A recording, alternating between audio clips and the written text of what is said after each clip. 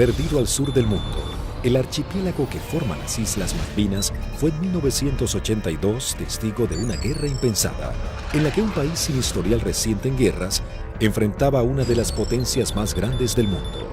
Las batallas se llevaron en tierra, en el mar y en el aire.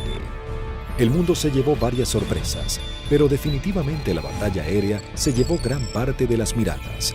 Las arriesgadas maniobras de la aviación argentina y los inéditos modos de ataque hicieron que luego de esta guerra los protocolos de defensa naval cambiaran para siempre.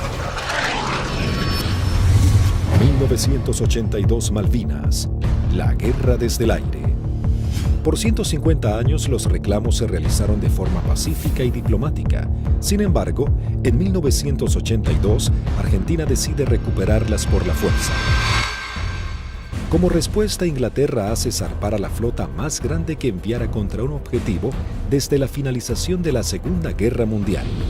La Royal Navy y sus modernos Harrier enfrentarían a la aviación argentina y bombardearían objetivos terrestres en las islas. Estaba a punto de gestarse uno de los enfrentamientos más espectaculares de la aviación moderna. Los Sea Harrier y los Harrier GR-3 llegaban a la zona de conflicto con el objetivo de dominar la batalla aérea. La mayor ventaja de estos cazas es que despegan verticalmente gracias a sus toberas direccionables. A la enorme experiencia de los pilotos británicos en combates aire-aire, se sumaba que llegaban armados con el misil americano Sidewinder IM-9L, capaz de alcanzar a su blanco, aun siendo lanzado desde cualquier posición. Argentina se preparaba para enfrentar a las fuerzas de tareas británicas con diferentes aviones que había adquirido en los últimos 40 años. Si bien tecnológicamente estaba muy lejos del ejército británico, los pilotos tenían confianza en su desempeño. Había que pensar que el A4, el Skyhawk, era un avión que se compró de un diseño de la década del 50. Es un avión que la Fuerza Aérea lo compró usado en el desierto de Mojave, se le hizo el overhaul y se trajo a la Argentina. Voló aproximadamente 140.000 horas antes de la Guerra de Malvinas, o por ahí. O sea que es un avión que tuvimos muchísima experiencia. La flota de la Fuerza Aérea Argentina estaba compuesta por las máquinas que para el momento eran antiguas. En 1955 había iniciado un plan de renovación de sus cazas y bombarderos pesados. Los primeros que habían llegado al país luego de implementar esta política fueron los bombarderos Canberra, que para aquel momento contaban con un sistema de armas de vanguardia. Y en Inglaterra surgió una polémica, pues había algún sector que quería vender y tener a Argentina como un cliente de equipo militar, operaciones comerciales que eran muy rentables, muy redituables, pero un sector del Foreign Office se opuso terminantemente porque consideraban que ese era un riesgo y que la Argentina, con aviones como el Canberra, podía o estaría en condiciones de intentar ocupar las posesiones inglesas en el Atlántico Sur y en la Antártida, básicamente las Islas Malvinas, ya en el año 55. La mayoría llevábamos muchos años en la unidad, habíamos tenido un adiestramiento muy bueno, muy adecuado.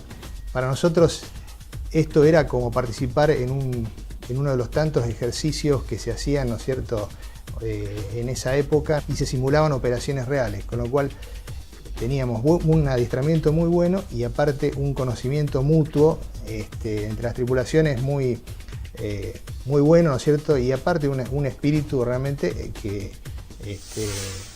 En la década de los 60, la Fuerza Aérea adquiere el cazabombardero A4 Skyhawk de manufactura americana. La Fuerza Aérea Argentina comenzó a recibir sus primeros A4 en 1966 y en 1974 se adquirió un nuevo lote de 25 Skyhawks A4C. La Fuerza Aérea Argentina también contaba con un avión de combate de fabricación nacional, IA-58 Pucará. Una docena de cazas a reacción Mirage 3 que habían sido adquiridos con la finalidad de proveer defensa aérea a la ciudad de Buenos Aires también estaban al servicio de las batallas aéreas. 39 aviones Dagger de origen israelí, su principal función era la cobertura aérea y el bombardero. En 1972, la aviación naval argentina adquirió un lote de 16 Skyhawks A4Q, que fueron destinados a la tercera escuadrilla de caza y ataque con asiento en la base aeronaval de Comandante Espora. La tercera de caza y ataque con Skyhawk había desarrollado numerosas técnicas o tácticas propias para atacar naves a mar abierto. Era una unidad desde ese punto de vista muy experimentada y reconocida inclusive por su capacidad. Estos Skyhawks, a diferencia del A4B y C, se caracterizaban por ser un sistema de armas capaz de operar desde el portaaviones argentino 25 de mayo. Pero para finales de 1981, los veteranos Skyhawks habían llegado al límite de la vida útil y la escuadrilla estaba a punto de pasar a retiro. Estaba pasando la escuadrilla por uno de sus peores momentos de la historia. Mejor dicho, el peor momento de la historia. 7 de los 10 aviones que contaba la escuadrilla estaban fisurados. Y eso significaba el cambio de las alas para poder seguir volando con seguridad. Algunos se pudieron cambiar, 2 de ellos se cambiaron el ala, pero los otros, los menos afectados, volaron con el larguero fisurado durante todo el conflicto. Y con respecto a los cohetes eyectores de asiento, también se ordenó que mientras durasen las operaciones no se iban a considerar vencidos esos cohetes, así que volamos con los cohetes de eyección vencida.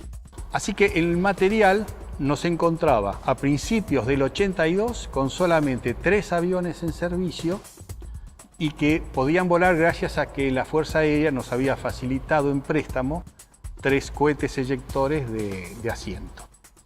Eso sumado a las falencias que ya se veían arrastrando de a tiempo, como los cañones de 20 milímetros que se trababan y que nunca fueron cambiados como pedíamos por los cañones DEFA de 30 milímetros que tanto éxito habían tenido los israelíes con su incorporación.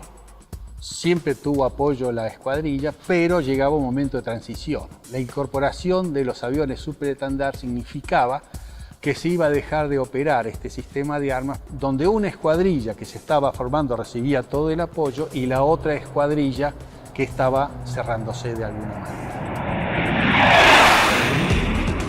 Finalmente, la Armada Argentina acababa de adquirir una nueva tecnología francesa, el cazabombardero embarcado Super Étendard, capaz de lanzar el misil AM-39 Exocet concebido para ataques a unidades de superficie.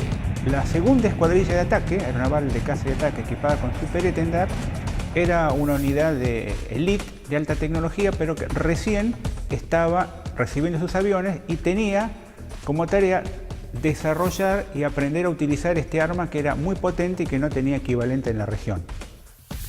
También se contaba con un lote de cazas a reacción Air Macchi 326GB y Air Macchi 339, que tenían la capacidad de poder operar en terrenos desfavorables y pistas cortas. La Operación Rosario, cuyo objetivo fue recuperar el control argentino en las Islas Malvinas, se llevó a cabo en las primeras horas del 2 de abril de 1982. Un grupo de comandos anfibios de la Armada Argentina desembarcó en las islas, redujo a la pequeña guarnición británica y tomó posesión del gobierno. El 2 de abril de 1982 estaba destinado en la 5ª Brigada Aérea, en el grupo 5 de caza, y a las 7 de la mañana, en la presentación normal que hacíamos todos los días, nos enteramos que habíamos recuperado nuestras Islas Malvinas. El 2 de abril, cuando fui hacia la escuadrilla, cuando ingresé, ahí me enteré que habían tomado las Malvinas. Una sensación de incertidumbre. Así que me encontraba de oficial de guardia y en ese momento recibo la noticia de la toma de Malvinas. Me tomó totalmente de sorpresa. Bueno, yo pertenecía al escuadrón 1A4C, que tenía su asiento en la ciudad de Mendoza. Estábamos haciendo unas prácticas en la base de Río Gallegos. Era una práctica usual que tenía la Fuerza Aérea en aquellos años de desplegar escuadrones, se llamaban escuadrones móviles, al sur de nuestro país, como para que todo el personal estuviera adiestrado y conociendo un área de un posible conflicto. A partir de ese momento nos preparémonos para lo peor. Tras el estupor mundial y el fracaso en las negociaciones, el gobierno de Margaret Thatcher envía su flota al sur de Sudamérica. La Fuerza de Tareas Británicas estaban compuestas por diversas unidades de combate, portaaviones, destructores, fragatas misilísticas, submarinos, buques de asalto, logísticos y de desembarco. Sorprendentemente y ante la incrédula mirada del mundo entero, Argentina se preparaba para enfrentar militarmente a una de las potencias más grandes del planeta.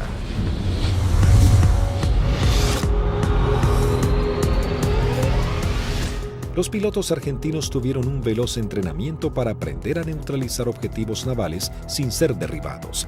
La operación exigía sortear los sistemas de detección y defensa de los buques para poder aproximarse al blanco y lanzar sus bombas por encima del mismo.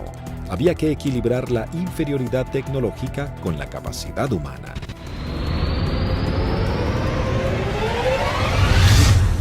Empezamos a buscar la forma de suplir todas las deficiencias que en ese momento contaba el medio aéreo nuestro, que era la 4 Skyhawk. Y obviamente no teníamos contramedidas electrónicas para afectar tanto los radares como los lanzadores que poseían los británicos.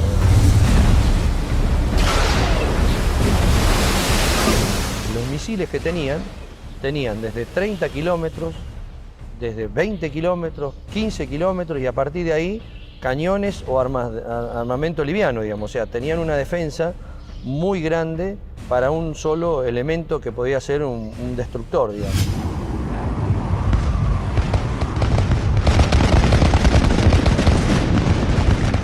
Entonces determinamos, con ayuda también de la Universidad del Sur, cuáles eran los niveles de vuelo que teníamos que realizar para poder volar bajo el lóbulo y no ser detectados por el radar.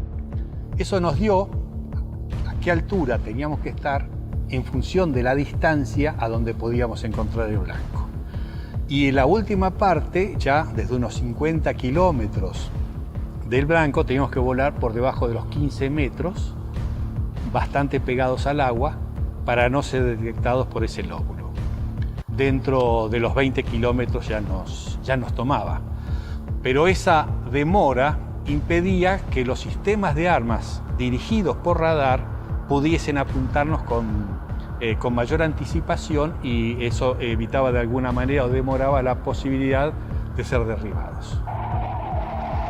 Los aviones debían volar a escasos metros del suelo, no más de 10 metros a velocidades que oscilaban entre los 900 y 1000 kilómetros por hora. La mayoría no poseía radares y las comunicaciones debían ser mínimas para evitar ser detectados. Las maniobras eran realmente arriesgadas, pero parecía ser la única forma de poder enfrentar a la moderna flota británica. El adiestramiento de vuelo rasante era complejo y arriesgado. En el mar no había ninguna referencia visual de la altura en que se encontraba. Los A4B y A4C no contaban con un radioaltímetro, instrumento fundamental que mide la altura en la que se encuentra el avión con respecto a la superficie del suelo.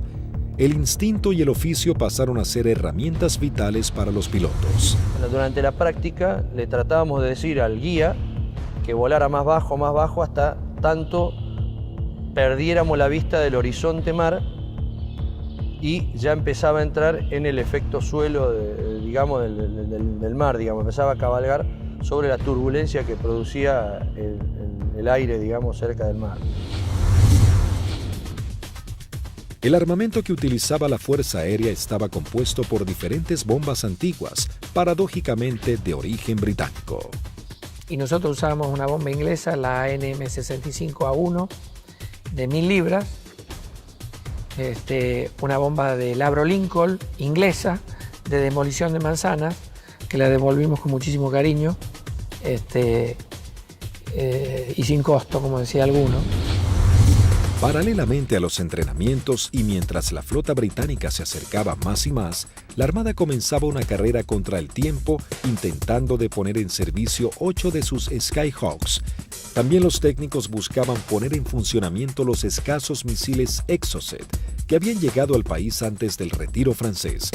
Hasta ese momento, esta tecnología solo había sido probada en polígonos de tiro por sus fabricantes. Nos dan la orden de la posibilidad de poner a punto el diálogo entre lo que era el sistema nuevo del super estándar con el misil M39.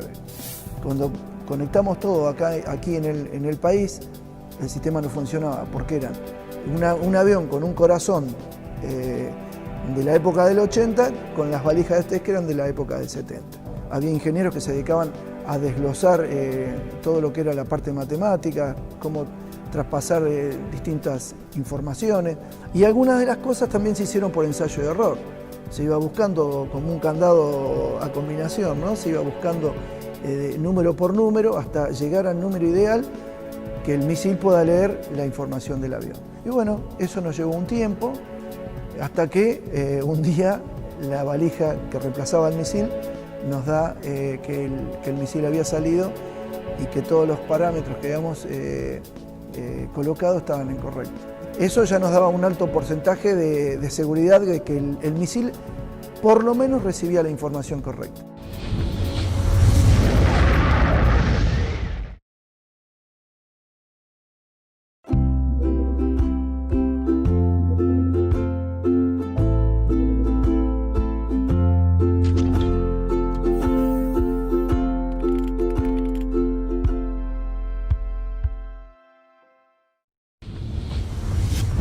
El 25 de abril, la flota británica llega a la zona y realiza sus primeras operaciones bombardeando las Islas Georgias del Sur y retomando su control. 5 días después, el 1 de mayo, tiene lugar el inicio de los enfrentamientos en las Islas Malvinas y comienza la batalla aérea. 2 bombarderos Avro Vulcan británicos despegaron de las Islas Ascensión con la intención de dejar fuera de servicio la pista de Puerto Argentino. Al enterarse de la noticia en los aeródromos de Río Gallegos, Río Grande y San Julián, las secciones interceptoras se preparan para entrar en acción.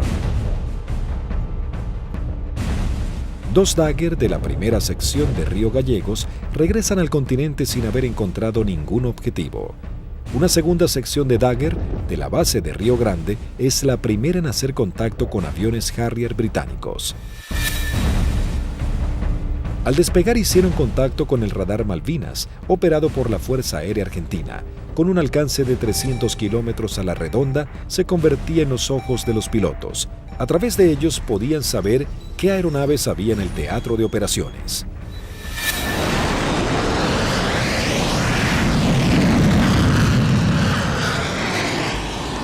Tienen 2 pichones para ustedes a 120 millas náuticas, 20 grados firme.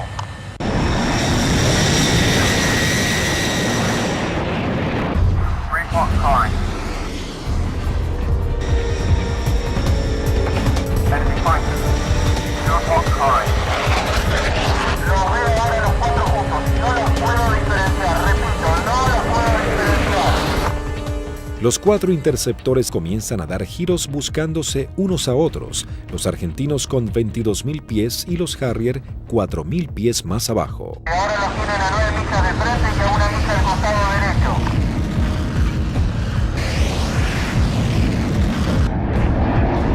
Los Harrier, invirtiendo sus toberas, cambian rápidamente de dirección para enfrentar la amenaza argentina. Ahora los Harrier están enfrentados a ustedes, repito, están enfrentados. Los Harrier se niegan a tomar altura para enfrentar a los argentinos, ya que los Dagger tienen un mejor desempeño en altura. Tampoco los argentinos descienden a donde el Harrier corre con ventajas. Por esta razón no se produjo combate alguno. Esa misma tarde se produce la primera baja cuando el primer teniente Ardiles, en uno de los Dagger, armado con misiles Chaffir y cañones, pone rumbo solitario a las islas. Dirigido por el radar Malvinas, aún Eco se acerca a su misión, sin saber que en realidad se aproximaba a una trampa mortal.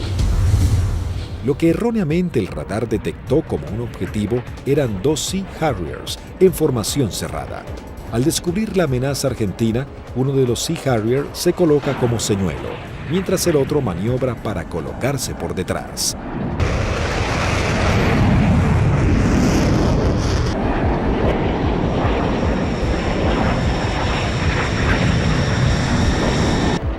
Ardiles se coloca en posición de disparo y lanza un misil Chafford que es evadido por el piloto británico. En esos segundos decisivos, el segundo Harrier logra colocarse detrás del avión de Ardiles y acciona su disparador lanzando un misil contra el Dagger. El piloto argentino no pudo eyectarse. Tras patrullar la línea de la costa, 3 Dagger de la base aérea de San Julián prosiguen hacia Puerto Argentino. Antes de llegar se encuentran frente a 3 buques británicos que están bombardeando el área. El destructor y las 2 fragatas abren fuego contra los aviones argentinos sin poder alcanzarlos. En ese momento el capitán Di Meglio lanza sus bombas sobre el destructor. Luego los Dagger inician el escape mientras una patrulla de Harrier va a su encuentro. Los aviones británicos abortan inmediatamente su ataque cuando 2 Dagger armados con misiles se interponen entre ellos y la escuadrilla para facilitar el escape de los argentinos. El 1 de mayo habían comenzado las hostilidades y ambos bandos mostraban todo su poderío y el valor de sus pilotos. Era el bautismo de fuego para la Fuerza Aérea Argentina.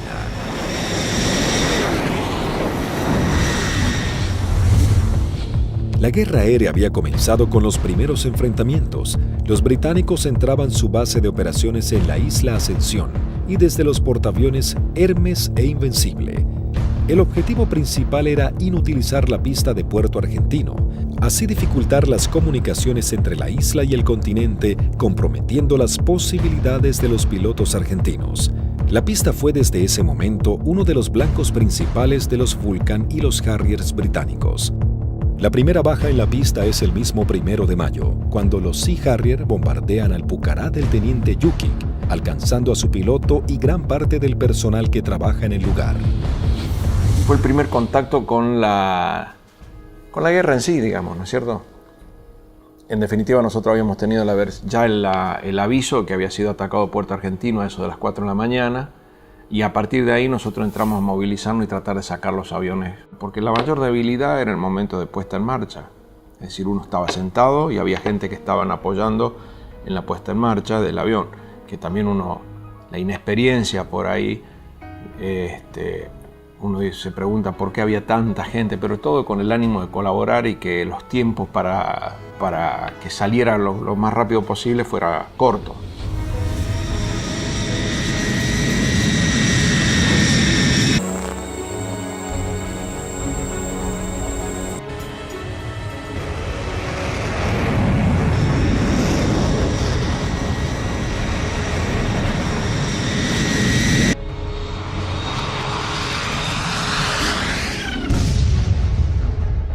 Desde armeros, de suboficiales técnicos, electricistas, todo dando vueltas alrededor del avión, que casualmente, desgraciadamente, es el avión donde impactan y casi todos ellos fallecen.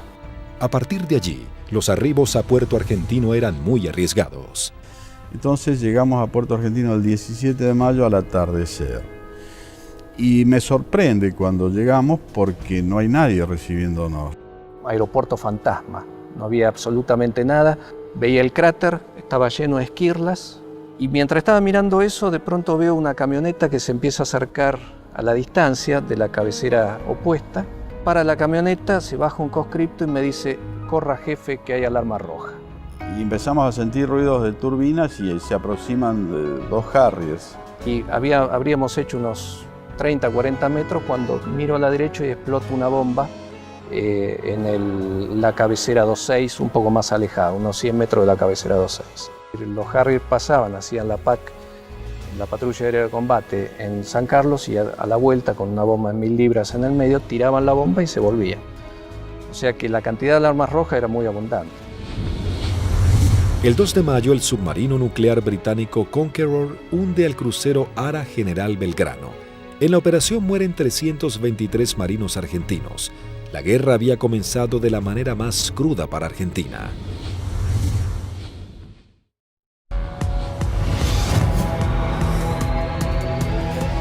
Mientras Argentina buscaba reponerse del hundimiento del crucero General Belgrano y los británicos comenzaban a familiarizarse con el lugar y el clima adverso de la región, la guerra del aire se encrudecía cada vez más. La Fuerza Aérea Argentina tenía el objetivo de diezmar lo antes posible a la flota británica y defender los objetivos en la isla que eran constantemente atacados. Los Harrier buscaban detener la acción de los pilotos argentinos y anular la comunicación entre el continente y Malvinas. La aviación naval contaba con que los servicios británicos de inteligencia habían descartado el uso del misil Exocet después de que el personal técnico francés se retirara de Argentina al inicio del conflicto. Por lo tanto, era una carta secreta con la que contaba Argentina. Tras semanas de arduas tareas, los técnicos navales logran hacer funcionar el misil. Para esto, los pilotos iban adiestrando en todo lo que era la parte operativa, ¿no? El lanzamiento del misil, el vuelo rasante, y nosotros trabajamos en la parte técnica. Una vez logradas las dos combinaciones, se le dio el ok que la escuadrilla estaba en condiciones de lanzar los misiles AM-39. El 4 de mayo, la aviación naval argentina pone a prueba por primera vez este sistema de armas. La segunda escuadrilla de caza y ataque monta una misión con 2 Super Etendard y un avión explorador Neptune y el apoyo de un reabastecedor Hércules de la Fuerza Aérea Argentina. El avión explorador Neptune detecta 3 contactos. Los 2 pilotos de los Super Etendard, tomando por sorpresa a los británicos, lanzan sus misiles contra el Sheffield. Y bueno, ahí fue una satisfacción enorme porque todo el sacrificio arduo que habíamos hecho para poder poner a punto lo que era algo que nos parecía imposible, había dado buenos resultados. La aviación naval argentina lograba hundir el primer buque británico y se convertía en pionera en la utilización de esta tecnología. El extremo entrenamiento comenzaba dando esperanzas a los pilotos argentinos. Tras días de bombardeos y cañoneos sobre los puestos argentinos en las islas, las réplicas de los soldados y los pilotos argentinos, los ingleses habían logrado interrumpir las rutas de contacto entre los puestos y la base argentina. La comida comenzaba a escasear en la vanguardia y el clima bajaba abruptamente. Los pilotos argentinos patrullaban el aire en busca del lugar exacto en el que los ingleses buscarían hacerse a tierra. Y a partir de ese 1 de mayo, a través de todas las acciones que realizó el escuadrón y los escuadrones de otros sistemas de armas, se iba degradando tanto el material como el personal, íbamos perdiendo camaradas en forma permanente. Entonces es como que el cerco se iba estrechando cada vez más. Finalmente, el 21 de mayo, comenzaba la última etapa de la guerra con el desembarco en la bahía de San Carlos.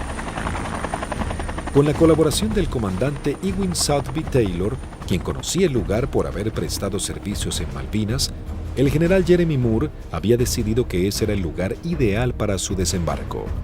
Los primeros avances de las lanchas de desembarco habían sido positivos. El lugar no estaba minado y parecía que sería un arribo relativamente sencillo.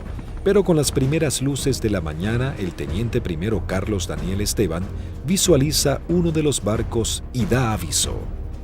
Una Hermaki 339 de la aviación naval realiza un vuelo de reconocimiento por la zona. Ni bien superé las primeras alturas donde están las posiciones del batallón 5, ya comencé a observar acciones de combate. Había un helicóptero incendiándose, tropa de infantería desparramada corriendo por el campo y un helicóptero dándole apoyo. El aviador naval ingresa al estrecho de San Carlos, divisa un helicóptero en vuelo estacionario para alertar sobre posibles ataques aéreos. Me preparo para atacar ese helicóptero y ya me preparo para disparar. Observo todo el despliegue naval inglés sobre el establecimiento San Carlos. Rápidamente descubre que en el lugar había por lo menos media docena de buques ingleses. Con el piloto inglés nos alcanzamos a mirar. En ese momento recién él me ve. Kripa realiza un brusco giro a la izquierda, pasando a escasos metros del helicóptero. El helicóptero de la Fuerza de Tareas Británica alerta a los buques advirtiéndoles que un jet argentino va hacia ellos. Maniobrando su Aermacchi Kripa, somete a su avión a varias G negativas, respondiendo de manera efectiva. Una vez que entro en la corrida de tiro, el buque comienza a tirarme. Yo con cañones y cohetes solamente podía producirle daños muy pequeños, entonces mi intención era tratar de dejarlo fuera de servicio al buque, es decir, atacar todo su sistema de radares, de radios, antenas. Volando en forma rasante, se coloca en posición de disparo contra el primer buque que cruza frente a su mira de tiro.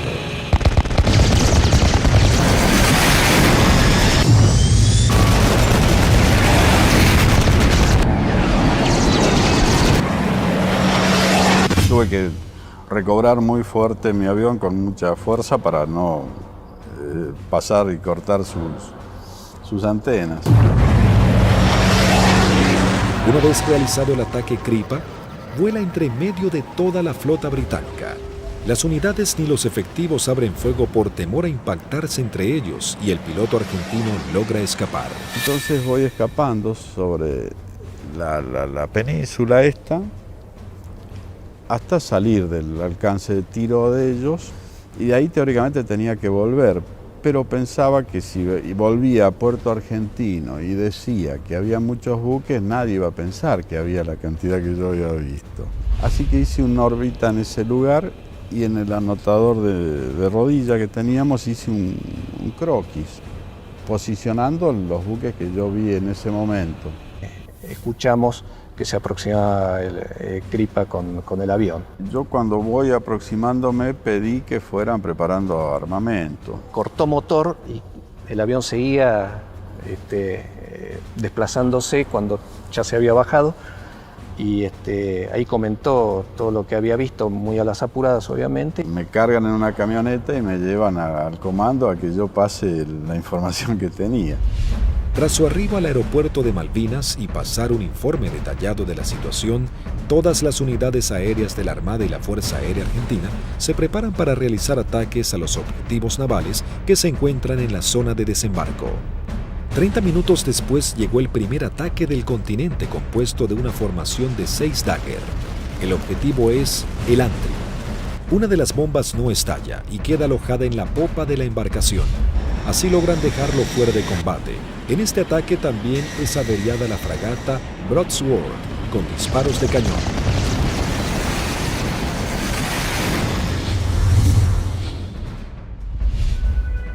En Río Grande, las escuadrillas de Dagger y A-4Q navales parten para atacar blancos ubicados en el estrecho de San Carlos. Argentina intentaba dominar el espacio aéreo en el archipiélago.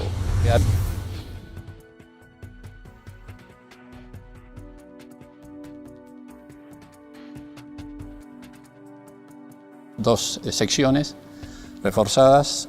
Yo salí con el teniente Márquez y el teniente Arca y el sublíder era el teniente Rótolo con el teniente Lecuri y el teniente Silvester.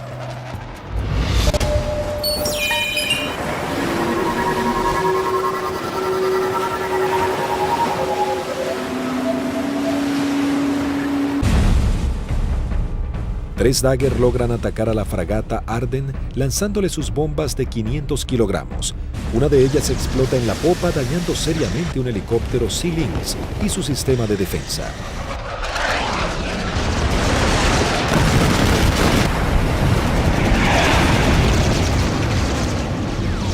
En ese instante, 3 A-4Q navales se aproximan en vuelo rasante a la bahía Ruiz Puente en búsqueda de algún blanco.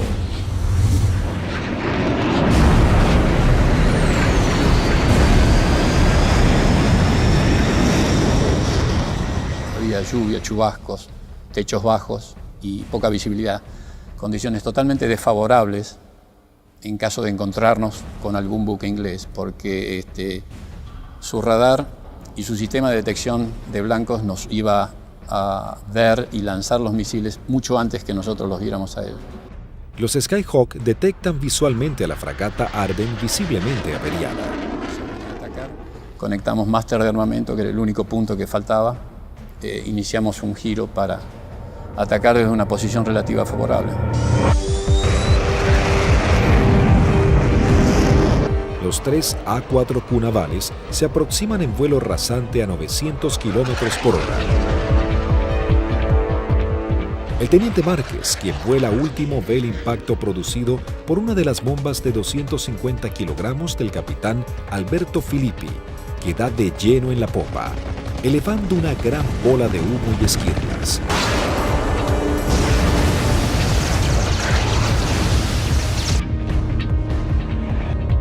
Comienzo un giro hacia la izquierda y le digo a mis numerales que nos escapamos por la misma, quiere decir que regresamos a base por la misma. 2 Harrier que habían despegado del portaaviones Hermes para patrullar el área del sur del estrecho de San Carlos ven las explosiones sobre la popa de la fragata Arden e inmediatamente se lanzan en picada para prestar apoyo. Y escucho la voz del teniente Márquez que dice Harrier, Harrier.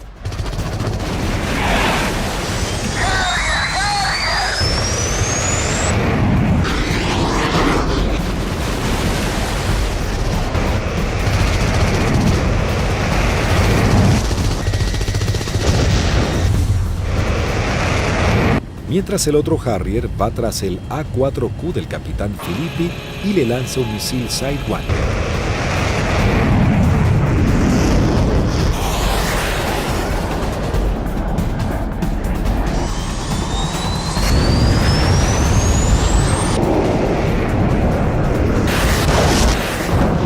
En ese momento escucho una explosión muy fuerte. Se sacude todo el avión, empieza a encabritarse con la nariz hacia arriba y girando hacia la derecha. Miro hacia la derecha, estaba girando y veo un Harrier que se aproxima como para un remate demasiado cerca para mi gusto. Entonces le digo a la división, me dieron, me eyecto, estoy bien. Una fuerte explosión, un golpe muy fuerte en todo el cuerpo, me desmayo. Cuando recupero el conocimiento estaba descendiendo en paracaídas sobre el estrecho de San Carlos. El impacto fue bastante más fuerte de lo que yo me hubiera imaginado. Tuve suerte porque el mismo paracaídas, una vez que entro en el agua, se acuesta y el viento lo infla y el viento mismo me sacan de abajo del agua y me lleva hacia la costa, ¿no? En la costa, bueno, llegué, estaba realmente agotado.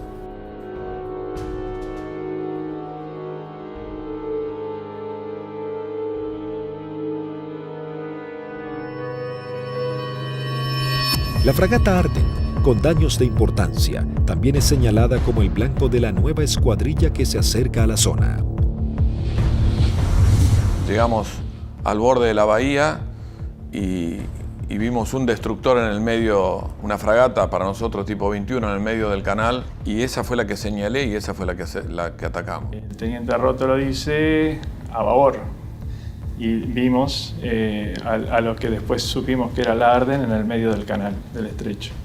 Y sobre eso giramos inmediatamente. Y ya pegado al agua practicamos un zigzagueo que hacíamos bastante violento a baja altura para evitar que los controles de tiro nos pudieran concentrar el tiro sobre nosotros.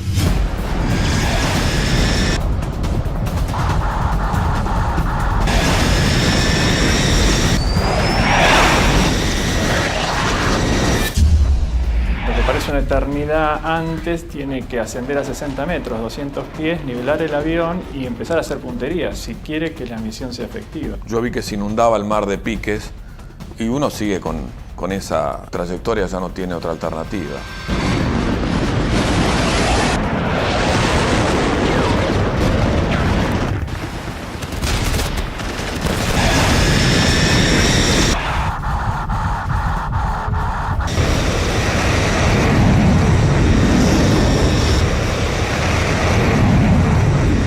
Yo vi el lanzamiento de teniente Rótolo, horquillando el blanco, 2 bombas antes, 2 bombas después, y sobre las columnas de sus explosiones, de la explosión de sus bombas, lancé yo las mías.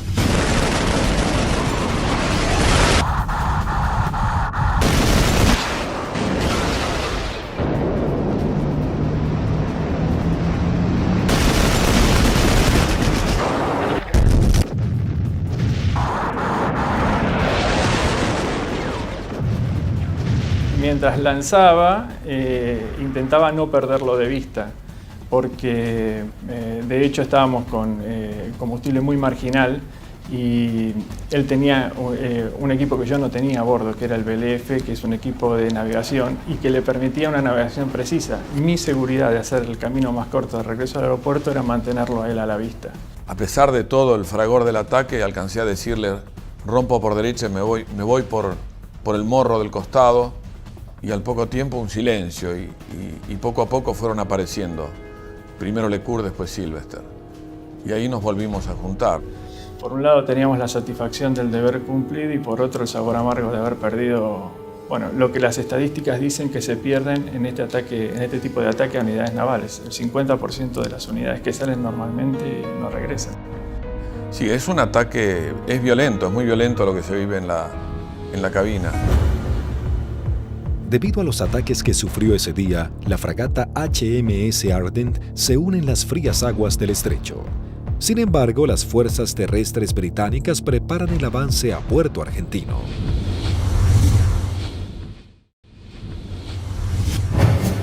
Las batallas eran cada vez más encarnizadas. El ejército británico debía lidiar con las tropas argentinas apostadas en las islas, los ataques certeros de la aviación y con el clima que día a día se volvía más frío. El 23 de mayo se desata un nuevo ataque contra otra de las unidades de superficie claves de la Fuerza de Tareas británica. Esta vez el blanco es otra fragata clase 21, la Antelope. El primer ataque a los buques en San Carlos comienza poco después de las 9 de la mañana con escuadrillas de Skyhawks navales y de la Fuerza Aérea. Una segunda escuadrilla de 4 Skyhawks A4B de la Fuerza Aérea Argentina se abre paso a través del fuego antiaéreo y de los misiles. Los A4B a cargo del primer teniente Luciano Guadagnini y el alférez Gómez se dirigen hacia la fragata Antelope para atacarla. Guadagnini inicia su corrida de ataque, lanza su bomba y es alcanzado. El impacto deja su avión fuera de control, pero el piloto logra enderezar su A4, aunque no pudo evitar la colisión contra el mástil de la fragata. El piloto no alcanza a eyectarse antes del impacto.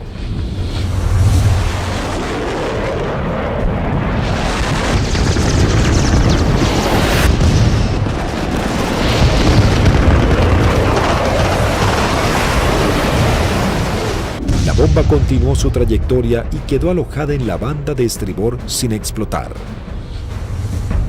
Tras la primera incursión, el ataque a la nave continúa con los A4Q navales, que se aproximan rápidamente en vuelo rasante por la isla Gran Malvina. Pude recorrer bien pegado al terreno en la isla Gran Malvinas y llegamos lo que vendría a ser al cordón muy bajo que hay, pero de unos 450 metros de altura.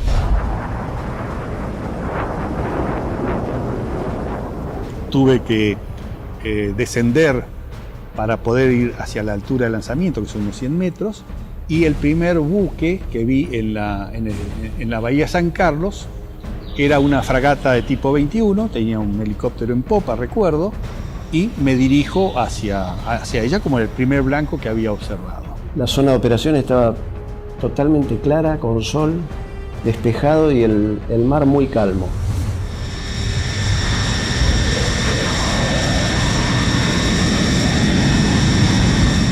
Todo era como en las ejercitaciones que siempre hacíamos con flota, un buque que simulábamos el ataque, el buque que nos apuntaba, pero esta vez en vez de apuntarnos tiraba también.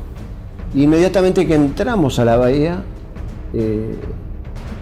empezaron a tirar y tiraban ya de tierra, se veían los fogonazos, sobre todo de la derecha y del frente.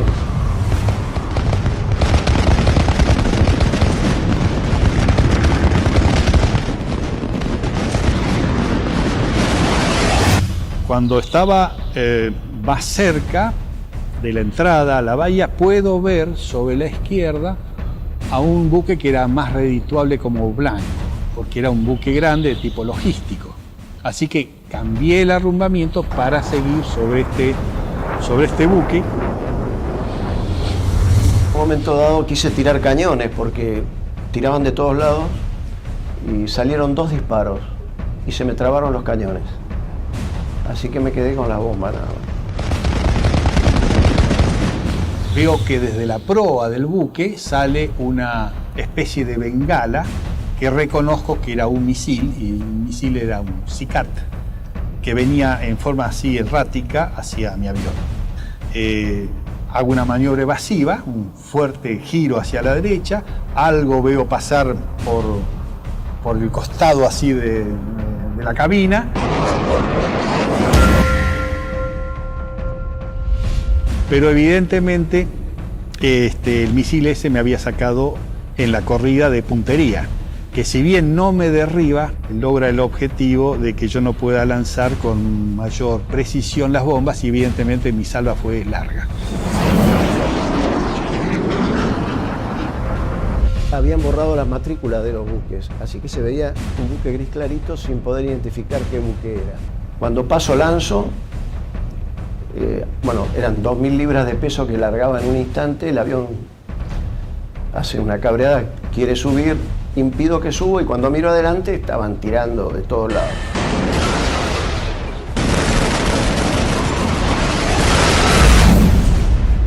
Cada uno debía completar su escape de la mejor manera. Como cuando estaba del otro lado, digo yo, bueno, por donde yo vine no había nada, así que voy a volver por el mismo lugar. Me comunico en esos momentos con los otros dos pilotos que escucho en la frecuencia. Se los escuchaba contentos porque, bueno, estábamos regresando. Yo aterricé, controlé normal el avión, no tuve ningún problema. Cuando llego al extremo de pista, aterriza su bizarreta, pero él venía con las 2.000 libras de bombas, revienta una cubierta en el aterrizaje y se empieza a ir de pista. Y ahí se eyecta y, bueno, fue una eyección fallida. Termina falleciendo a raíz de la eyección. Así que cuando salgo a los 600 metros, tenía la pista adelante, me dicen que aterrice del lado derecho, le pregunto por qué, me dicen que aterrice del lado derecho nuevamente, reafirman y bueno, cumplo esa orden de aterrizar sobre el lado derecho, y en la carrera de aterrizaje veo que había un A4 que estaba en pilón, apoyado sobre la nariz, en el tren principal de la nariz y sin la cabina.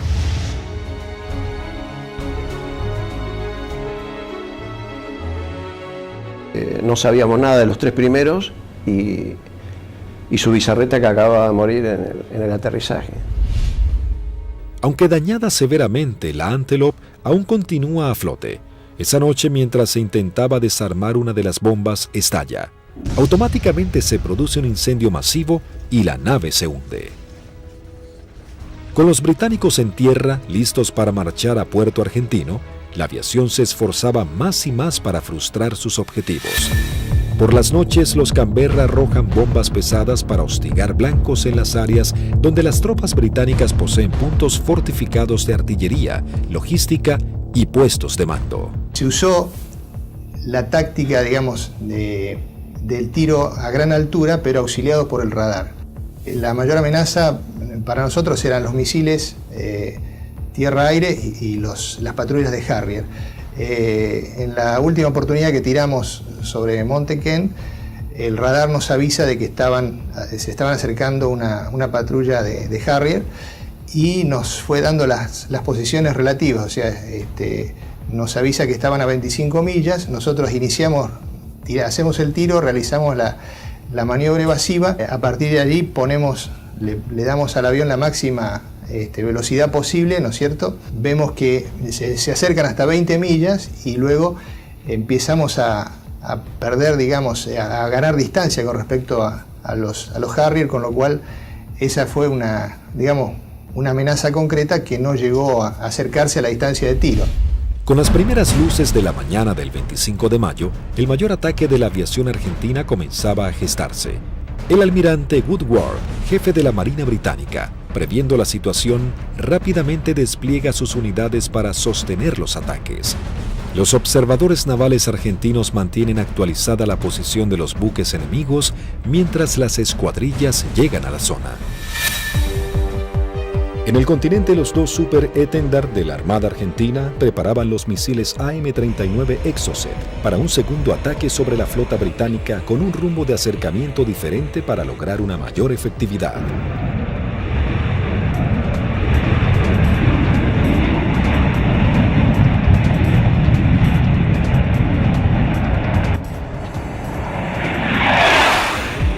A las 15:20 horas surgen dos A4B sobre la isla Borbón y se dirigen hacia mar abierto, encontrando a la fragata y el destructor frente a ellos.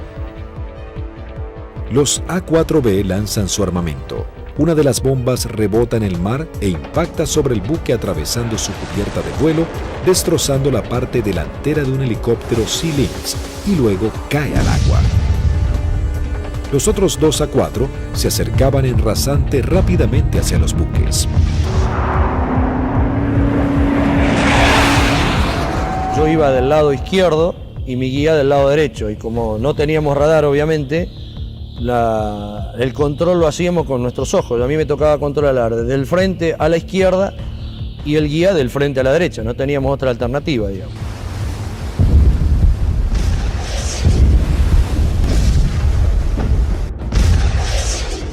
Y le digo, a la izquierda están, así como estaba mirando, le digo, a la izquierda están al guía, y saco la vista y lo miro para ver qué iba a hacer. Acuérdense que nosotros veníamos bien pegados al agua, rasante. Veo al guía, lo miro, y la maniobra que hace él es instantánea. Cuando escucha una sugerencia que le digo, a la izquierda están, pone viraje a la izquierda violentamente buscando el blanco.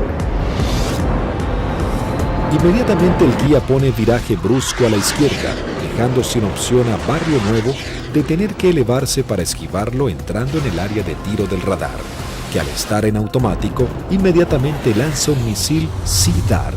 Escucho a la otra escuadrilla, Carballo, que dice el misil, el misil, el misil. Y Rinque, que venía atrás, le dice, no se preocupe que va por otro lado.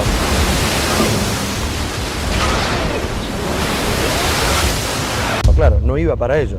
Salía hacia la derecha para nuestros aviones, digamos, y para mi avión. Entonces. El misil Sea Dart necesita un tiempo para nivelarse e ir tras su blanco. Como los aviones argentinos ya estaban muy cerca del blanco, lograron pasar por debajo sin que éste pueda derribarlos. Dije, bueno, ahora por tiempo no me va a alcanzar más, porque yo iba aproximadamente a 950 kilómetros por hora y el misil iba ya a 1.6, 1.8 de Mach, hasta que girara y todo, aproximadamente volaba, calculan alrededor de un minuto 10. No nos alcanzaba más, digamos.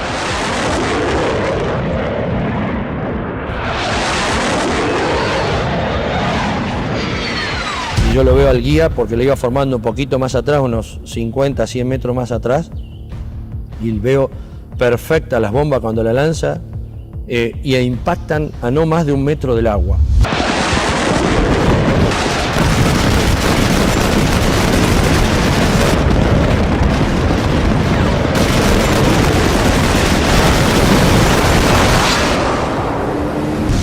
De inmediato se desata un incendio incontrolable. Corte de las comunicaciones, electricidad y pérdida completa del control de la nave. Cuando aterrizamos en Río Gallegos, estaban columnas de mecánicos, los primeros 200, 300 metros con banderas, saludándonos. Yo pensaba, mirá qué bien, estaban festejando el 25 de mayo, digo, contento que volvemos los 4 aviones, espectacular, bárbaro. Y cuando vamos a la plataforma para estacionar, vemos que hasta el jefe de escuadrón viene a recibirnos y algunos pilotos. Yo no entendía nada, y yo como era el último avión, yo no me preocupé. Y cuando bajo, el jefe de escuadrón me maltrató. ¿Qué hizo? ¿Qué hizo usted, Alfredo? Yo le digo, el avión está en servicio, le digo, puede volar, no lo rompí, no hice nada. Le digo, está bárbaro. No, pero ¿qué hizo? Y ya me agarra de la solapa, eso no me lo olvido más. Así de la campera, de lo que le quedaba del chaleco salvavidas, y le dice, ¿pero qué hizo, señor? No sé. Me despeiné en el vuelo, le digo, estoy desilustrado, no tengo ni idea. No, ¿qué hizo? Acaban de hundir un buque en 20 minutos. 19 hombres sucumben inmediatamente en el ataque y se hunde 20 minutos después de ser alcanzada. Al mismo tiempo que los A4B de la Fuerza Aérea ponen rumbo al continente, un Hércules de la Fuerza Aérea Argentina reabastece al este de las Islas Malvinas a 2 Super Étendard de la aviación naval. Ellos ya están preparados para un nuevo ataque con misiles Exocet.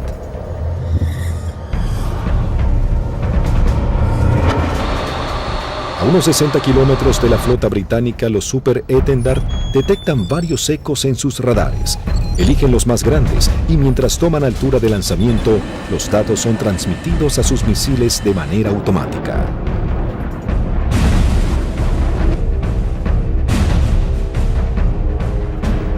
Una vez en vuelo, el misil es autónomo.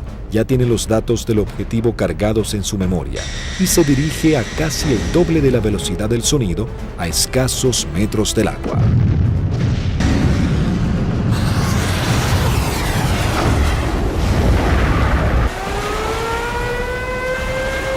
Nuevamente los británicos lanzan una alerta de combate. Los navíos ordenan despegar helicópteros con equipos para señuelos antimisil.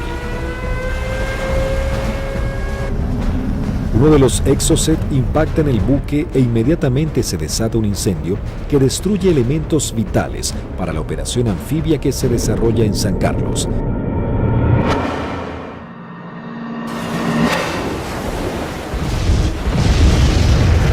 El buque es abandonado y se hunde unos días después. Si bien el daño infligido sobre la flota británica era considerable, cada vez la resistencia argentina estaba más doblegada en las islas.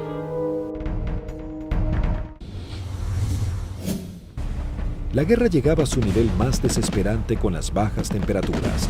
Las tropas británicas se preparaban para avanzar por tierra. Sin embargo, los soldados argentinos apostados en las islas no cedían posiciones y los bombardeos aéreos azotaban a la flota británica. Las fuerzas argentinas, visiblemente cercadas en Darwin, resistían con el apoyo de la aviación. El 28 de mayo se proyectó atacar a las posiciones inglesas con los aviones IA-58 Pucará, que desde el 21 de mayo estaban asentados en Puerto Argentino. Conocíamos bastante la zona porque era en la zona misma donde nosotros habíamos operado antes. Es decir, a los alrededores de lo que habíamos utilizado como campo de aterrizaje nuestro, era en la zona donde ya estaban los ingleses aproximándose hacia el pueblito donde estaba la base, digamos, lo que quedaba de la base. Yo alcanzo a ver algo que se mueve, levanto y hago una ráfaga de cohetes, siento una voz en la frecuencia de mi radio que me dice desde tierra, en Darwin, siga tirando que están ahí, siga tirando que están ahí. Y ahí empiezo a sentir dos disparos también que me empiezan a impactar en el avión. El Pucará, si tiene alguna cosa, es la maravilla del gran poder de absorción de impactos, digamos, porque la manera que yo sentía que me pegaban, digo, me van a desarmar el avión. Yo trato de salir, como los impactos que me pegaban eran casi todos del lado derecho, quiero virar el avión hacia la izquierda y ahí el avión ya no me responde. Bueno, entonces ahí tomo la decisión de eyectarme. Muy bajo, yo ya estaba, creo que no más de 15, 20 metros del suelo. La sensación de estar colgado en un paracaídas no la tengo porque fue como si hiciera un salto desde un techo al suelo, porque fue todo demasiado rápido. Tengo grabado en la memoria que pasa el avión abajo mío todavía y el agujero a través de la cúpula por donde había salido el asiento. Y todavía que le siguen tirando porque se ven trazantes que van hacia el avión. No vi si el paracaídas se abrió, no sé, no supe nada. Ya me encontré en el suelo y enredado intenté salir corriendo y ahí me enredo en los cordones del paracaídas, que caigo, me vuelvo a levantar y tratándome de sacarme el paracaídas y pues ahí ya me agarran dos ingleses, me apuntan y se me acabó la historia. Con las bajas temperaturas, los plazos eran cada vez más cortos y los ingleses buscaban generar un desenlace rápido. La Fuerza de Tareas británica intenta cerrar su cerco sobre Puerto Argentino. Para lograr este cometido se organiza un desembarco anfibio apoyado de unidades navales en la zona de Puerto Fitzroy el 8 de junio. La Fuerza Aérea Argentina recibe la información del movimiento de dos buques de desembarco británicos. Rápidamente se preparan para lo que sería el día más negro de la flota. Se lanzan desde el continente dos escuadrillas de A4B, dos de M5 Dagger, listas para el ataque a objetivos navales, y una tercera armada con cañones para diversión. La primera escuadrilla de A4B divisa y bombardea el buque de desembarco Sir Galahad. También se bombardea la costa en donde los ingleses comenzaban a llegar.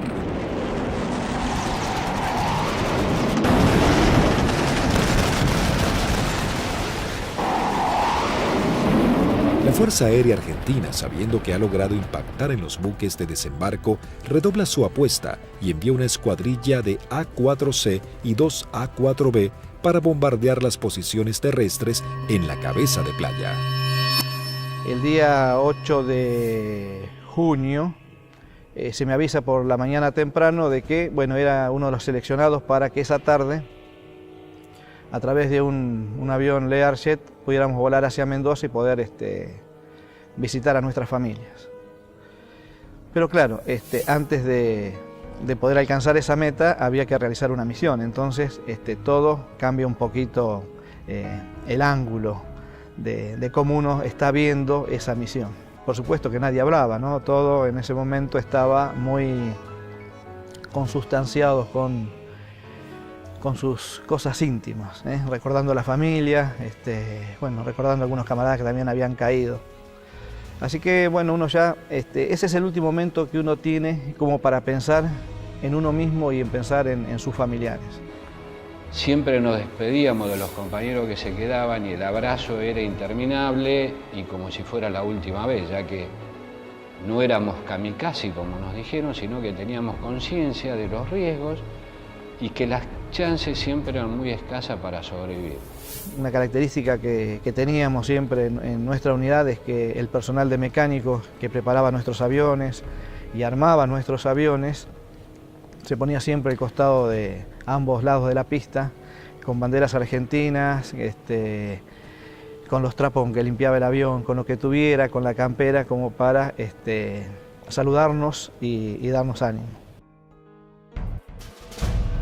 A las 15 horas parten hacia las islas las primeras 2 escuadrillas de A-4B compuestas por 3 aviones cada una. Por diferentes inconvenientes, deben regresar 2 aeronaves al continente y debido a que solo un avión cuenta con el instrumento navegador, se juntaron todos quedando una formación de 4 Skyhawks. Previo abastecimiento, llegaron hasta las islas, donde descendieron a escasos metros del mar para no ser detectados. Aquí fue la primera complicación que observé. Al hacer control de combustible antes de entrar en la zona de combate, me di cuenta que había uno de los tanques externos que no me había transferido todo el combustible de ese tanque, con lo cual ya el combustible que tenía sabía que no me iba a alcanzar para regresar al continente. Pero como estábamos muy próximos a la zona del ataque, decidí continuar. La sección ingresa a la isla Soledad con una formación escalonada sorteando la variada geografía del lugar para evitar ser detectados por los radares. Los pilotos saben que no cuentan con el factor sorpresa y que serán recibidos con un intenso fuego antiaéreo. Realmente dantesco, a pesar de que ya teníamos todos experiencia de que nos tiraran, pero era dantesco ver la cantidad de proyectiles 20 milímetros, 30 milímetros, artillería antiaérea y misiles de diversos tipos. Los A-4 sobrepasan las defensas aéreas y se dirigen rumbo a Bahía Agradable. En ese momento sucede algo inesperado para Sánchez. El numeral 4 lo sobrepasa, quedando él en cuarto lugar. Inmediatamente yo traté de acelerar mi avión para volver a tomar la posición que yo tenía inicialmente en la formación. O sea, trataba de alcanzarlo a Vázquez pasándolo por la derecha. 2 Sea Harrier del Escuadrón 800 giran en círculo sobre Fitzroy. Uno de los pilotos ve aproximarse un avión en vuelo bajo desde el sudeste e inmediatamente le avisa a su compañero. En ese momento, no sé por qué razón, se me ocurrió darme vuelta a la izquierda de mi avión y mirar detrás del avión. Y lo que se veían eran impactos de proyectiles atrás de mi avión, inmediatamente en la cola, y se levantaban surtidores de aguas, varios piques detrás de mi avión. Sánchez, sin saber quién era su atacante, decide continuar con su maniobra para lograr colocarse tercero en la formación. Cuando está sobrepasando al alférez Vázquez, Bolsan, el líder, encuentra al lanchón de desembarco saliendo del seno Choi Seul. Cuando la ve, inmediatamente pone viraje y el resto de los aviones lo siguen, con lo cual los 3 aviones se me vinieron encima mío. Ninguno se había dado cuenta que yo venía tratando de ocupar mi posición, con lo cual los tuve que saltar por arriba, evitándolos, tomé altura, lo cual siempre era un riesgo porque evitábamos tomar altura en la zona del combate porque era un tiro al pato, decíamos, de cualquier avión o cualquier buque que anduviera en la zona. Ante la atónica mirada de los pilotos británicos, los 3 Skyhawks inician su corrida-ataque hacia el lanchón. El numeral 2, teniente Juan Arraras, logra impactar de lleno la embarcación con sus bombas, ignorando la presencia de los aviones Sea Harrier.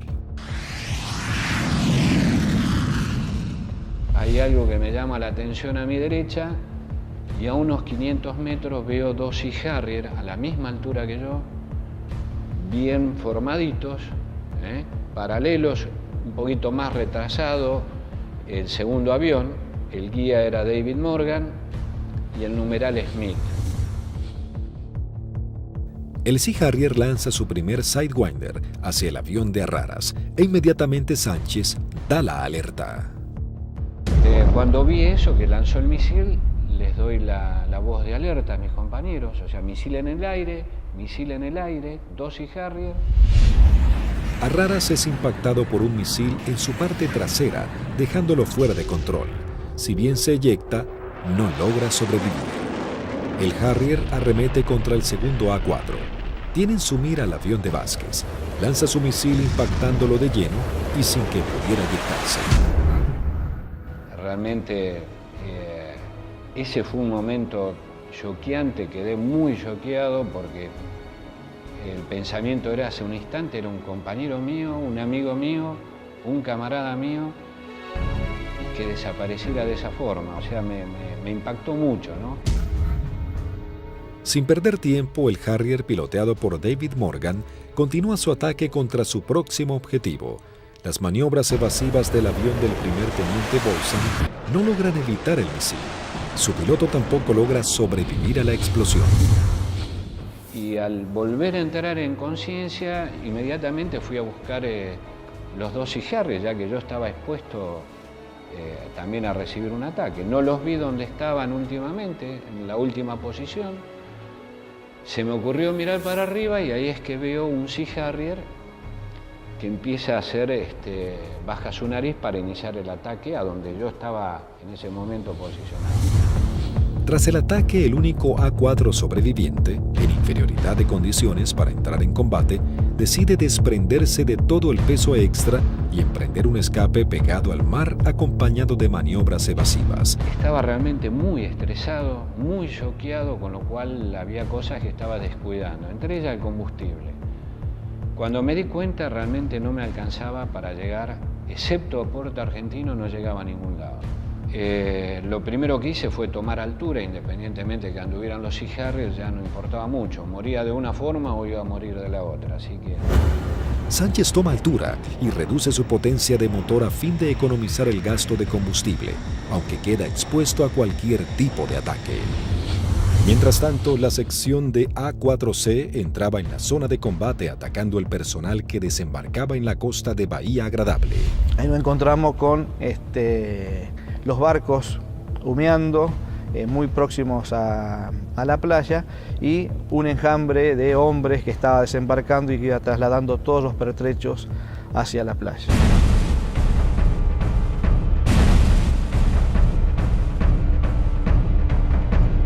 A partir del momento en que nos visualizaron, comenzaron a disparar tanto con armas livianas como con los misiles Blue Pie, que son misiles transportados por un hombre.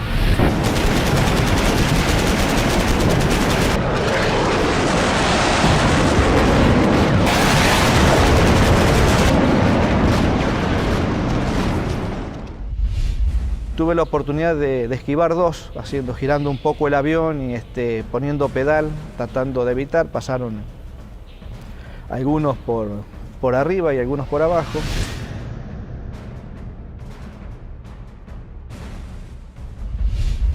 Siento también una explosión en la parte delantera de mi avión, que bueno, puede ser algún misil que me haya tocado, pero pude seguir operando, lancé las bombas y en el momento en que giro a la izquierda veo a mi numeral que está escapando hacia la izquierda con una luz roja que lo está siguiendo. Cuando gira hacia el otro lado veo al numeral del capitán Caffarati también con otro misil en la cola y le vuelvo a gritar, pero hace caso omiso, pero era a través o por el problema que yo tenía de mi equipo de radio. El Skyhawk del teniente Sánchez se encontraba expuesto en altura, con sus cañones trabados y sin combustible para llegar a la base. Toda su escuadrilla había sido derribada y no había sobrevivientes. De la decisión del piloto podría salvarse, caer prisionero o congelarse en medio del mar. Mientras tanto, en algún lugar sobre el océano Atlántico, el teniente Sánchez decide arriesgarse e ir en busca del Hércules reabastecedor, descartando la idea de regresar a las islas para eyectarse y ser tomado prisionero. Cuando vamos camino al reabastecedor, escucho la voz del momento del teniente Sánchez, el Pipi Sánchez, que había sido uno de los únicos sobrevivientes del ataque anterior. Tenía una última oportunidad si el reabastecedor, el avión Hércules, se había quedado en la zona, le quedaba una chance más. Con lo cual le hice el llamado en la frecuencia de reabastecimiento, me contestó. Las comunicaciones eran dramáticas porque yo estaba desesperado. Así que le pedí por favor que si me podía ayudar, necesitaba reunirme con él y que me diera combustible. Él me daba indicaciones de posiciones geográficas, pero yo al no tener mi equipo de a bordo, porque solamente algunos aviones lo transportaban, no tenía forma de ubicarlo geográficamente. Escuchar la voz de él en forma casi desesperada, llamando al avión Hércules reabastecedor para que lo pudiera alcanzar.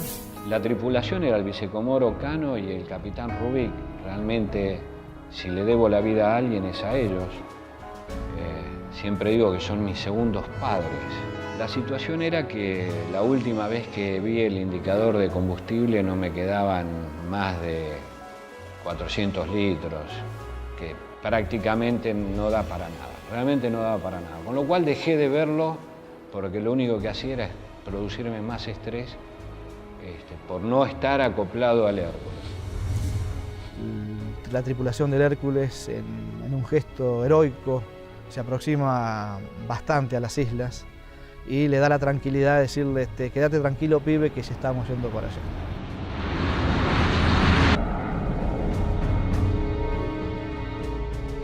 Y luego pude acoplar y me transfirieron combustible que me permitió llegar a Río Gallegos, a nuestra base.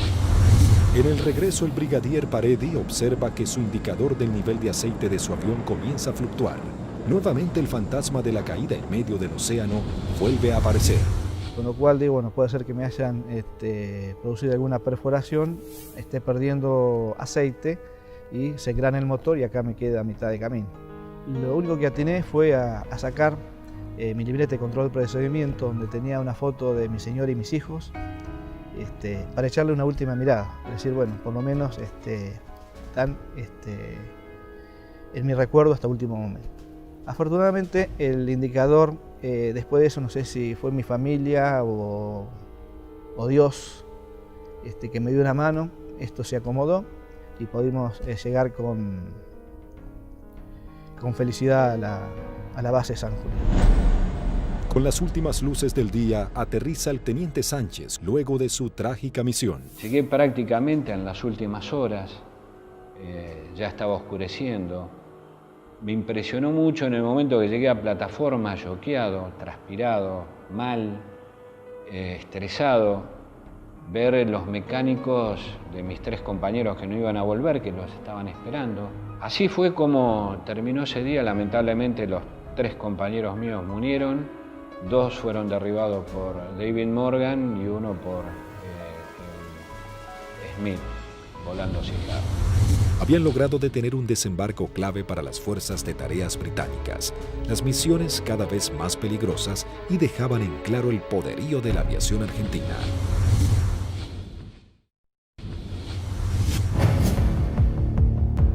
La guerra terminaba, sin embargo las misiones de la Fuerza Aérea eran cada vez más arriesgadas. El 13 de junio, a horas de finalmente firmar la dimisión argentina, comienza a tomar forma un ataque que podría haber cambiado el curso de la batalla final por las Islas Malvinas. El día 13 de junio, que fue ataque objetivo terrestre, en principio cuando comenzó el conflicto del Atlántico Sur, los pilotos teníamos cierta aprehensión a los ataques a objetivos navales, ¿no? Porque la fragata tenía de todo para defenderse. Cuando fue avanzando el conflicto y llegamos ya casi a los finales y los ingleses ya tenían buenas posiciones tomadas en tierra, realmente se complicaba el ataque a objetivo terrestre porque estaban las defensas terrestres, las aéreas y encima las navales. Había que sortear todas. Pero realmente era para lo que habíamos estado preparados toda la vida y creo que esa fue una misión en la cual los ingleses estuvieron sorprendidos de cómo nosotros llegamos al corazón del Estado Mayor que estaba en Monte Dos Hermanas, al pie del Monte Dos Hermanas. 2 escuadrillas de A-4B del Grupo 5 armados con 3 bombas retardadas por paracaídas toman parte de la última misión de combate de la Fuerza Aérea Argentina. La acción es osada y peligrosa, atacar y destruir el comando del Estado Mayor británico del general Jeremy Moore, jefe de las fuerzas británicas. En esa misión volamos casi unas 350 millas, un equivalente a unos 700 kilómetros, rasante. Iban tan bajos, tan rasante, que el chorro de los aviones quedaba marcado en el agua. Entonces me resultaba más fácil seguirlos.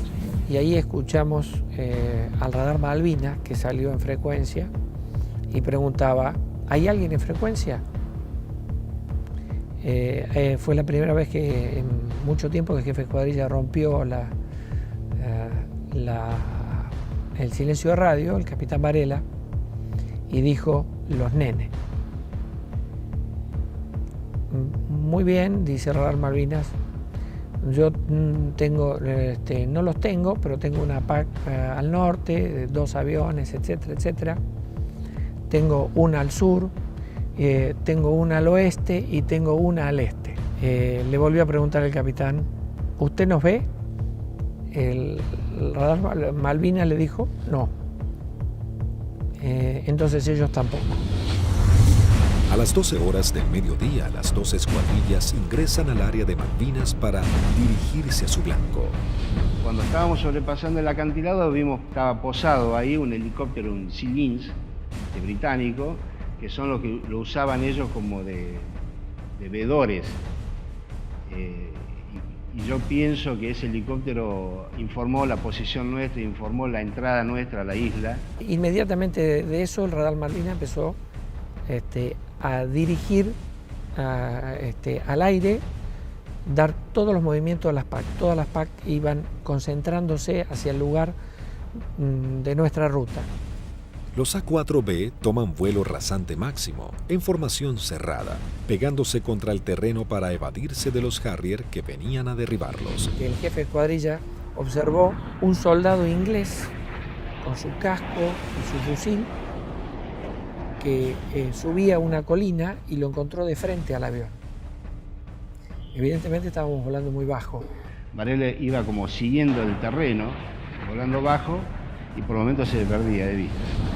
Cruzamos esa pequeña loma y por delante nuestro había un campamento muy prolijo con unos shelters y una veintena de helicópteros aterrizados en ese sitio y un despliegue de gente. Los 4 Skyhawks logran sortear el terreno y llegan al corazón del Estado Mayor británico. Hasta que escucho tirar, dice Varela, tirar. Y veo ahí veo los fogonazos de los 4 bombardeos que hicieron cada uno de los aviones. Los A-4B se dirigen directamente al cuartel general y lanzan sus bombas. En medio del caos e improvisando la defensa, el general Moore escapa del ataque. pude ver el impacto de los helicópteros en marcha y el impacto de los cañones nuestros, una mancha marrón que iba pegando en cada uno de las puertas del helicóptero. Yo era la primera experiencia que tenía de haber tirado tan cerca. Incluso uno de los helicópteros despega y, digamos, nos pone el rotor de frente al avión. La segunda escuadrilla, al mando del teniente Cepeda, entra en acción realizando un segundo ataque sobre los cuarteles de mando. Cuando yo veo ese escenario, ordeno a mi escuadrilla tirar en ese lugar, ya sobrepasado el ataque de Varela, más adelante. Tiramos las bombas y bueno, vamos a salir. Yo salgo, sigo la línea de vuelo y venía un helicóptero, un Siquín, cruzando de mi derecha a izquierda. Y empecé a disparar a ojo, porque como la munición es trazante, me quedaba marcado por dónde iba la munición, entonces yo veía y movía el comando como para que barrerlo al helicóptero con la munición.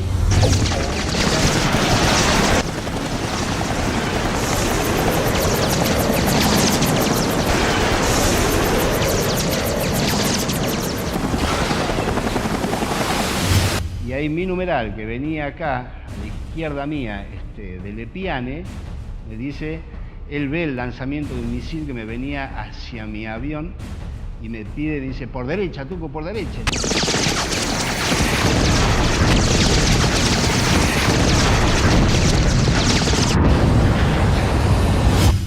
Decidimos salir en forma individual, atravesando las islas con regreso al continente por a San Julián. Los A4B emprenden su regreso al continente volando rasante. Algunos de ellos con averías deben ascender para economizar combustible. Las situaciones individuales de los pilotos se vuelven complejas. Utilizo mi avión y veo a mi derecha, abajo a mi derecha, una sombra de un avión, de un perfil de un avión. Entonces, uy, es un Harrier. Me viene siguiendo un Harrier. Entonces ahí empiezo a hacer maniobras evasivas de viraje de máxima performance, de mucha G, tanto para la izquierda como para la derecha. Izquierda para la derecha. Y cada vez que nivelaba el avión, veía que estaba la sombra. Digo, pero este Cristo no se va. Digo, ¿cómo hago para sacármelo de encima? Miraba por el espejo, miraba por el otro espejo, miraba para atrás, parecía una lechuza, daba la vuelta a la cabeza así, miraba por un lado, miraba por el otro y estaba la sombra. Era mi avión, era la sombra de mi avión. Empecé como a tranquilizar yo mismo, me hablaba, me decía, tranquilízate Tuco, porque así no podés seguir, no podés, estaba muy nervioso, estaba como que por momentos temblaba, no sé, una sensación muy rara de ese momento vivido ahí. El numeral 2 de la escuadrilla que nos seguía empezó a perder combustible, a notar que perdía combustible en forma muy grande. Ese fue el alférez de Lepiane. Otro momento terrible de esa misión, cuando el piano me pregunta si qué hacía. Imagínate, el alférez me dice que voy al reabastecedor o me eyecto en la isla. Una decisión que yo, por más jefe de escuadrilla que fuera en ese momento, yo no la podía tomar porque estoy decidiendo sobre la vida de un camarada y de un amigo. Era muy difícil. Dije, piano, encomendate en Dios, pedile a Dios que te ayude y decidí vos, no me lo pida a mí, por favor, decidí vos. Ya sabíamos que como estaba y con las transmisiones que recibíamos no volvía al continente, entonces le pedimos al reabastecedor que lo fuera a buscar.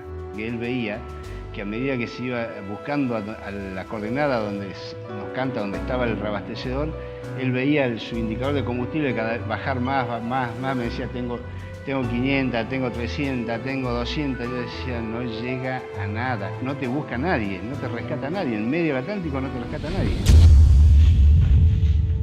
El comandante del Hércules, vicecomodoro Lee 30, escuchando los pedidos de Lepiane, decide ir hacia él aún sabiendo que puede ser derribado por misiles británicos. Ahí en ese momento el piano lo ve al Hércules, él estaba arriba del Hércules y hace el viraje y se le tira al Hércules. Pensá que era un alférez, tenía muy pocas horas de vuelo. Creo que debe haber sido el...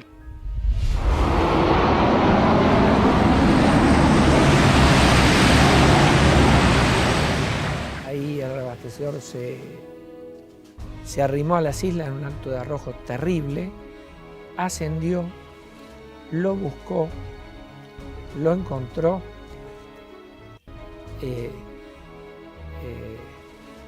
reabastecieron con una pérdida de combustible muy importante en el plano, tenía un agujero que atravesaba el plano completo, o sea que todo lo que le daban, parte iba al motor y el resto iba fuera del avión, y regresamos todos sanos y salvos al continente.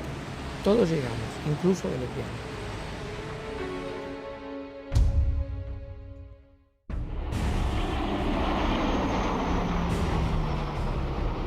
Ese fue un factor importantísimo en el desarrollo de la guerra, el tema del reabastecimiento.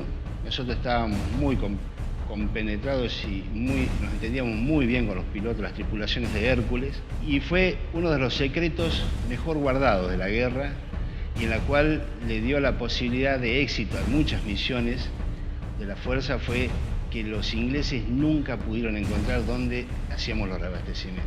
Buscaron por todos lados, nunca encontraron un Hércules haciendo reabastecimiento. Las misiones extremadamente peligrosas en las que se embarcaban los pilotos eran los últimos actos heroicos de una guerra que ya llegaba a su fin.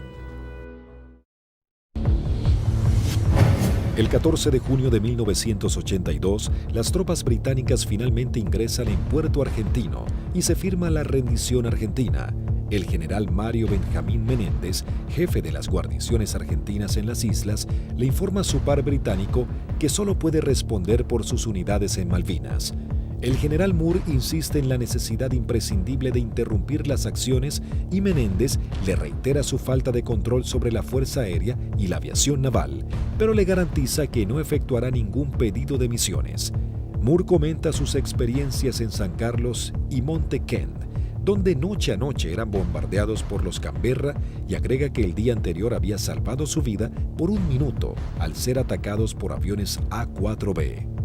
El conflicto deja a los británicos con su flota desmantelada y no es posible proseguir con las operaciones navales. En ese momento, si alguien le pone un valor en números, y un avión que no valía más de $50.000, y una fragata CL-42 valía $550 millones puesta en el puerto. O sea que si uno hace números, realmente no resiste mucho análisis. La guerra económica la ganó la Fuerza Aérea Argentina, desde ese punto de vista, ¿no? Y la Armada con sus A4, porque eran aviones viejos que nadie calculó que tenían la capacidad de hacer el daño a una de las primeras flotas del mundo. Bueno, creo que hicimos bien los deberes. Hicimos aquello para lo cual estábamos adiestrados y creo que lo hicimos bien. Yo creo que esa es la demostración más grande del profesionalismo y de la cadena que hace que ese hombre, en definitiva el último eslabón, llegue y cumpla con su objetivo. Pero hay un montón de gente atrás y que todos han demostrado ampliamente su valía y convencimiento por la fuerza y en definitiva por la nación. El escuadrón, a pesar de que tuvimos muchas bajas, tuvo el espíritu y las ganas de seguir combatiendo y defender algo que era nuestro. Lo realmente importante es el vínculo que uno genera con el camarada que va a entrar en combate junto a uno, que va a arriesgar su vida con uno y del cual va a depender de mí y yo voy a depender de él. La voluntad y el deseo de poder cumplir con la misión y cumplir con ese juramento que en algún momento hicimos cuando éramos cadetes, de defender la bandera y la patria hasta perder la vida. 36 aviadores de la Fuerza Aérea Argentina y 4 de la Aviación Naval Argentina perecieron en operaciones de combate y accidentes. Primero y fundamental, el mejor recuerdo para aquellos que dieron todo, que es fundamentalmente la vida de aquellos que no volvieron. Es el gran honor para mí de haber haber conocido héroes vivos. Eso yo creo que es el mayor honor que he tenido, que me ha permitido la vida. El conflicto de Malvinas dejó un sabor amargo, pero marcó la impecable profesionalidad de los pilotos argentinos, quienes con tecnologías claramente inferiores y algunas que ni siquiera habían sido probadas, lograron dar batalla y sorprender al mundo con maniobras y estrategias de combate que jamás se habían utilizado. Si Argentina la recupera, será por la vía diplomática, con inteligencia, con trabajo. Es como se lo explico a mis hijos. Malvinas, con toda la calma del mundo, significa la persistencia de la necesidad de recuperarlas.